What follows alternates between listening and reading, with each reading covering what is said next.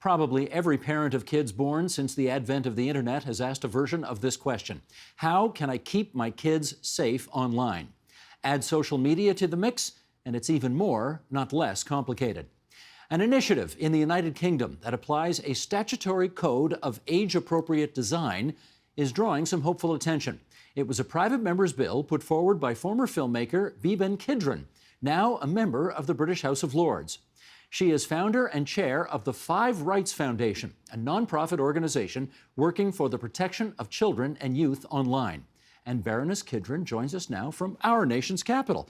We've never had a Baroness on this program before. That's just terrific. So nice to meet you. How you doing? I'm doing great, and I'm absolutely delighted to be here and to be your first Baroness. Indeed, this is an historic occasion. Well, let's start with this. What brings you over the pond to our nation's capital? So I was invited by some of your parliamentarians to come and talk to them about child online safety, and in particular the age-appropriate design code, which is a system of safety by design for kids that we've introduced in the UK. And as you said in your introduction, it's causing quite a stir because world want that for their kids in their jurisdictions, and that includes some of your politicians here in Ottawa. When you tried to employ what you're doing in the UK, what kind of pushback did you initially run into? So I am old enough to have actually experienced the moment in which the industry said two-factor authentication would break the internet, or the right to be forgotten, or GDPR, and so they did say that the age-appropriate design code would break the internet. But I'm really happy to say that it's still thriving, and it has actually passed into law. And the tech companies have done some really creative and positive moves to actually meet the regulation. So I think it's a good day for kids, good day for families, that actually once the law came into being, they did some fabulous things. And for example, Google has Safe Search as a default for under 18s, and TikTok turned off notifications through the nights for people under 15 at 9 o'clock, for those under 17 at 10 o'clock, and Instagram and TikTok stopped introducing algorithmically strange adults to children. And this is all just very basic product safety, but they are doing it at scale, and they are doing it globally. They're doing it, but can I say, is it fair for me to say they wouldn't be doing it had you not shamed them into it? I'm not sure I would use those words, but I am a believer in regulation. I think that we've had a decade or more where they have known that children are struggling, and that they're the idea of an internet where all users are equal actually means that they're treating children as if they were adult. And I think that that's just simply not fair. It doesn't take account of development needs and life experience. And we see it in our homes, in our schools, and actually, sadly, in our hospitals. We see kids are struggling. So I say they've had at least a decade to do this as a matter of corporate responsibility. Now we have to make it law. And absolutely, they have made these massive changes in relation to this law. So I'm afraid the evidence speaks for itself. All right. Is this to say then that all current and future digital services ought to be designed with the notion that kids may use this in mind? Well, exactly. I think the thing is that if I have one mission, it's to get everybody in the cycle, and whether it is actually the regulator, the politician, or indeed the product designer or the distributor, marketer, to answer this question: what would you do differently if you knew for certain the end user was a child? Yeah? And if you can answer that question in good faith, that is the digital world that children deserve. Yeah? And I think that what we're going to see is that demographic get a sort of a safety by design, a product design that takes account of their age as well as their circumstance.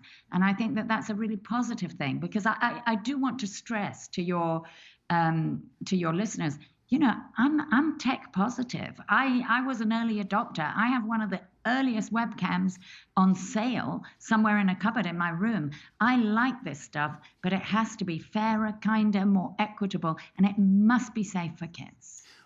Do you have a theory as to why the industry seems to not have had this in mind for as long as it has been in business? I think in the beginning it was sort of part of something actually bizarrely noble. This idea of equity, it's going to be democratizing, it was going to have no gatekeepers, everyone has an equal say. But that sort of concept of equality is really it just doesn't work when you come to kids. The concept of treating everyone equal as a utopian outcome means you treat a child as if they're an adult. And then there's a lot of decisions that children are not enabled to make. And there's a lot of the discourse and a development of a very commercial, commodifying net that is not suitable for childhood. So I think in the first place, it grew out of a good place. But where I think you absolutely can point at industry and say, they also didn't expect to get so big. They also didn't expect to be so powerful. They also didn't expect to be so rich. And when those things came into play, they also knew of the risks to children, and they didn't account for it. And they have been slow. Yeah. In fact, immorally slow to act on the information they have. And that's where the law comes in. Well, maybe we should just spell that out a little bit, because obviously anybody who's got kids and knows how difficult it is to keep them from living on their phones 24/7, they'll get this. But if you don't have kids or nieces or nephews or whatever, maybe spell out what are some of the ramifications that or consequences that you're trying to avoid by having an age-appropriate design code in place. Yeah. So I think the easiest way of looking at it is first of all, the tech sector has traditionally treated anyone over the age of 13 as an adult. And that simply isn't right. Yeah, any parent, anybody who's ever been a child knows that they're not fully formed. And so the code actually raises the age from 13 to 18 and says, anybody in that age group deserves protections. And I make this point that most kids who come to harm are between the age of 15 and 18, and they come to harm between 10 and 12 at night. So, we know that we need to deal with teenagers. The second thing is that traditionally, the sector has only dealt with children on sites that are directed at children. So, and again, children aren't only where you want them to be. They're all over the internet, and that doesn't include things like TikTok and Facebook and Instagram and all those places. So we've introduced in the code the concept of likely to be accessed. So any service likely to be accessed by a child must put in these protections for their child users. And that is really radical and has reformed who's in scope of considering their child users. And then the last thing is that it's by design and by default. So none of the complicated, tools and controls, and 3 buttons later you can put up a privacy thing that then disappears when you log in. It has to be by design and default. And the sorts of things that we're looking at are, how about GPS? Yeah. The code says you must have GPS off by default so that actually people can't see where a child is in real time unless there is a purpose for that. And that came out of a very specific interaction that we were having a problem with kids who were being traced and picked up from their real life location. Now, if you ask anybody in the world, is it a really great idea to show the real life location of a kid? Yeah, you wouldn't believe that it was actually normal in the tech sector to do that. Exactly the same with algorithmic recommendations of friends. Yeah, if you algorithmically recommend people on the basis of geography, you might be introducing a stranger adult to a child who's nearby.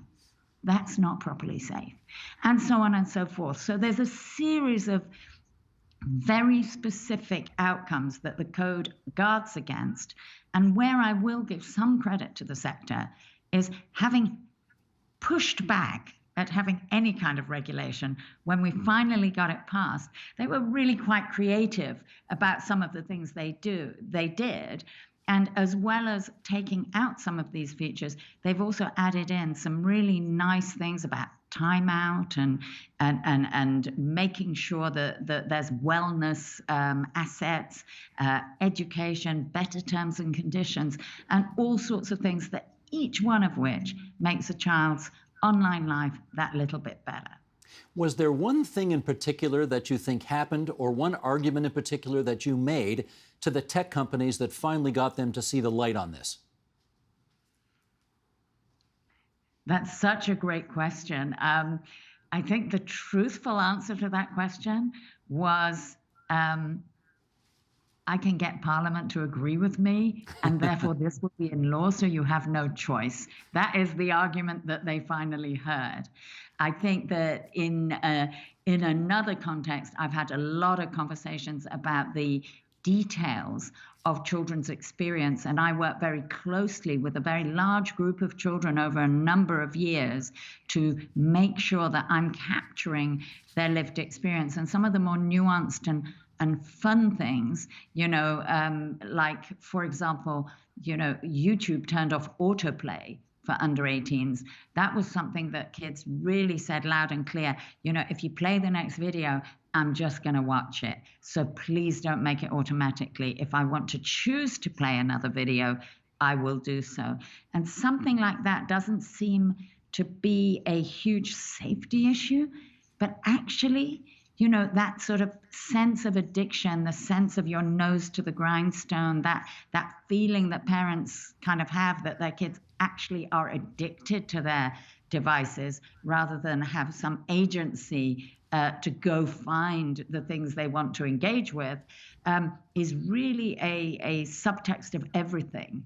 And having breaks in the system, as the code insists upon, and having some features turned off so that kids have more choice, has been really, really profound for the lived experience of kids.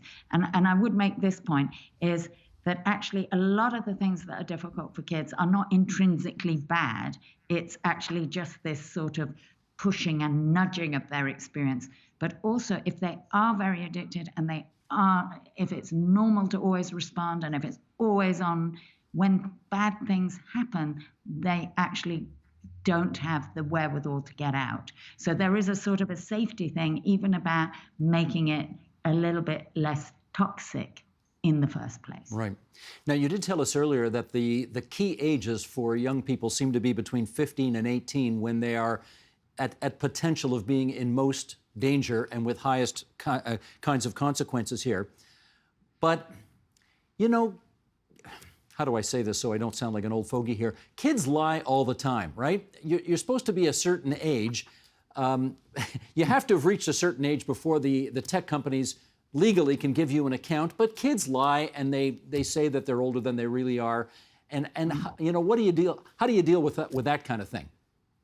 Okay, it's a really good point, and I think there's a couple of things. First of all, it is significant that for commercial purposes, the companies know exactly how old the kids are. So, if you think about age-appropriate advertising and targeting children with games or Sweet Shop, or even educational assets, you can see we've done research at Five Rights that shows, that they're targeting kids according to age. But actually, when it comes to self-harm, pornography, body dysmorphic images, extreme diets, and even in one case, invitations to end it all, they're sending those same kids' accounts that material. So I think a lot of the argument about age is a false argument. There are many technologies now that help you sort age. I have on my computer something that from one sentence of voice can tell my age within 6 months. Yeah, there's a lot of possibilities of judging age. The problem for the tech sector is if they know they're dealing with a kid, the responsibilities that flow from that. So first of all, I'd say they just protest too much about age and about who's lying and who's not gauging age. I think the second thing, and this is a really crucial thing, is that if you speak to any child development expert, they will say that transgressing is a part of childhood. So it's more important that we put something, a little bump in the road, and the child knows that they are actually transgressing. They know they're in an adult place. They know they've got around the system, and they're looking over the head, over their shoulder a little bit, knowing they're not in a space, but that is designed for them. Whereas now we're seeing that the age at which kids have pornography thrust in their hands, for example, between 8 and 12, and we're saying it's normal. They didn't even look for it. 60% of access to porn is unintentional. Yeah. Or if a child who is 13 is allowed, because the company has said they are now adult, to access, self-harm and these extreme diets, that we're saying this is normal. This is what society thinks you should be accessing. So I think that yes, some kids will lie. I think that actually if it's giving them access to a fairer and better and kinder internet, for the most part, they will actually want that. And they often say that to me. What they don't want to be is cut off from their friends. Right. But they do actually want a slightly less toxic environment. But even for those who lie, let them know they're transgressing, and let them know they're in an adult space, and that will be a healthier thing for them. You're telling that story reminds me that we had one of your fellow countrymen named Bobby Duffy on this program not too long ago, who's written a book in which he describes an attempt to do a survey of the effects of porn websites on young people. And what they wanted to do was take two control groups, one that consumed a lot of it and one that consumed none of it ever. But they had to drop the study because they couldn't find anybody who had never been exposed to it. It just gives you a sense of where things are at these days. But, it's one thing, Berenice, you got this bill through Parliament, and congratulations, and you've now got these regulations in place. It's one thing to do that. It's another thing to then actually follow up on enforcement of the companies responsible for having to do all of this. Who's monitoring the monitors, as it were? Yeah, it's a good question. So in the UK, the Data Protection Regulator, the ICO, they're called, Information Commissioner, is responsible. And in fact, as we speak, they have 46 inquiries going out against the code. I myself have made a number of complaints, and many third sector organizations, charities, children's rights organizations, some of the data democracy organizations are also looking into forcing some action. Now, I must say that I personally am more interested in compliance than punishment. So I always urge the companies to do the right thing and meet the code with, fulsomely, but I do not step back from forcing them to do so. And I think what's really interesting is that the code was then reproduced in Ireland, and they can also take some action against it. And it is now been introduced in California on a bipartisan basis with a Republican and a Democrat assembly members. And it will be heard on the 19th of April in California for the first test of perhaps having a California code.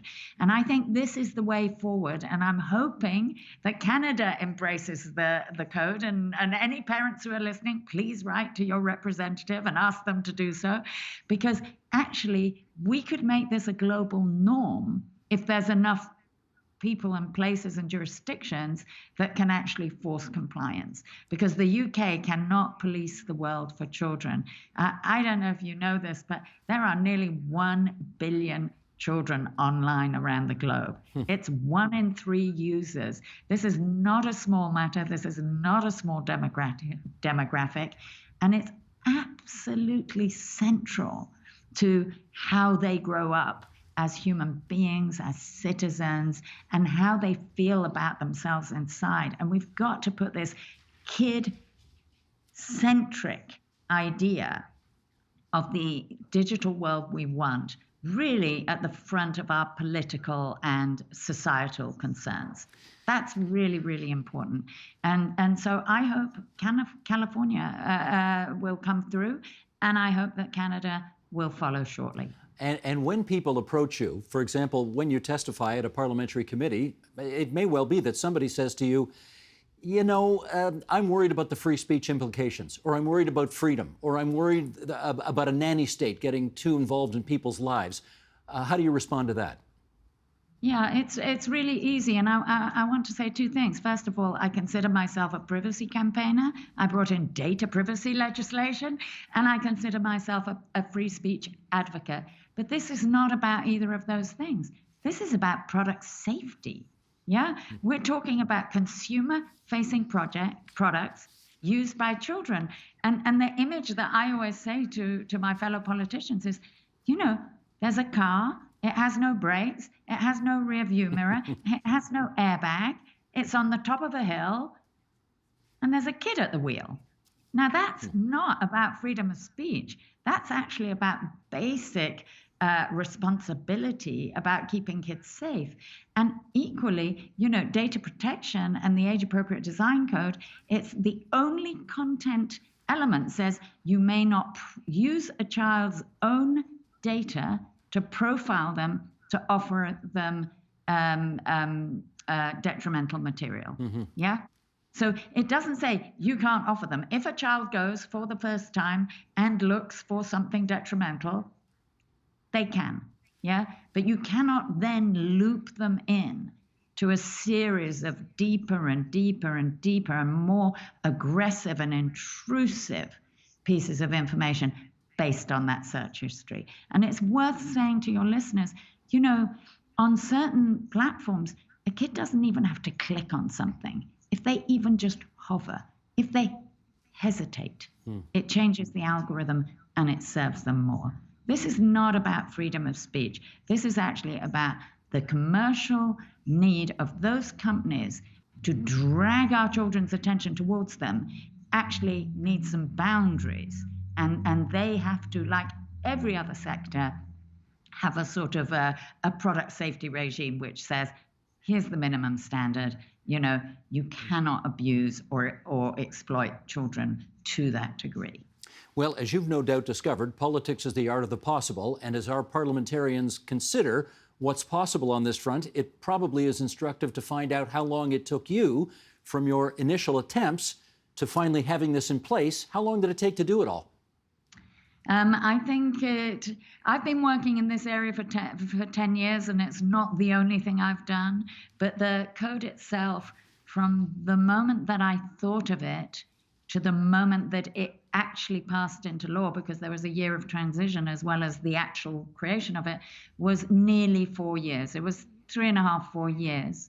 I would say that Canada's in a really interesting spot. You have an online harms bill that you're considering. You're having some data regulation, I think, is on the books. And that's the perfect place to insert data protection and privacy for children. And because we've done it already, I would hope that it would be much quicker here in Canada with a fair wind. And perhaps it's worth me saying, I am a crossbench peer. I am not politically aligned.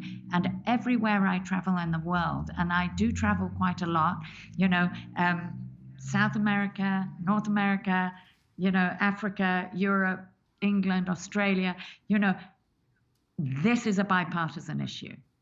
There is no division on ideological grounds. It is a conservative government in the UK that passed this into law. It had the full support of the Liberal and Labour parties and indeed all the independents. And I think that we must understand this and rise above the things that sink bills, for political reasons, and say, actually, we have a big responsibility, a duty of care to our kids, and here is a step forward. And perhaps I could also say, You know, nothing's going to make the internet 100% safe. Life is not 100% safe. This is just very basic product safety. You know, it's like building regs for the infrastructure of the digital world. And we really, really need to put it in place if we're going to let kids play in that house. I have two things left to do, which is number one, mention to people that we have a podcast here at TVO called Screen Time. And you were kind enough to be a guest on that podcast. So if people want more information on this, they can visit that. There are 5 episodes up right now of that podcast. And the other thing is simply to thank you for spending so much time with us here on TVO tonight. It's been great to meet you, and good luck with the committee and all of our parliamentarians. Thank you so much. It was an absolute pleasure. The Agenda with Steve Paikin is made possible through generous philanthropic contributions from viewers like you. Thank you for supporting TVO's journalism.